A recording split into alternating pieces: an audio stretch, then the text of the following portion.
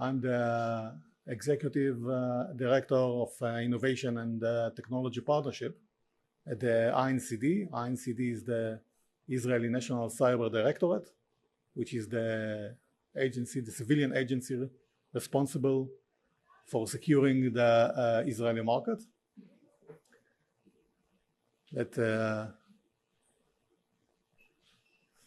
Some people are still getting in. So first of all, thank you very much for coming. It's a real pleasure to have you here in our critical infrastructure innovation section. We'll have a few presentations and two panels. And our first guest will be the CEO, Amit Harari, the CEO of Unitronics. He will present himself and the company and a very interesting use case regarding critical infrastructure or ICS cybersecurity use case, which is very much relevant to the last, I would say, area of Iron Sword challenge we have.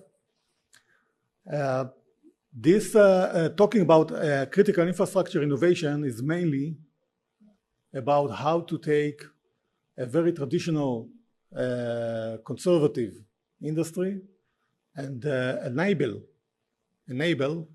a new innovation, IT innovation, opening it to cloud, to AI services, but still, of course, as critical infrastructure, keep it safe and secure. And that's a really tough challenge, and that's how that's one of the challenges that we would like to promote and to have some progress in that. For that, the Israeli government has invested a lot of money building a fantastic, unique infrastructure in Be'er Sheva, which is the ICNL. ICNL stands for ICS Cybersecurity National Lab. So it's a real lab and innovation center located in Be'er Sheva, enabling very wide variety of functionalities about ICS cybersecurity and the way how to conduct research, tests, training about the subject. Chaim Litvak, sitting here, is the responsible for this lab in Be'er Sheva, which is very unique. You're all invited, of course, to work with the lab. So we will start and we will have our honor guest, Amit Harari, please.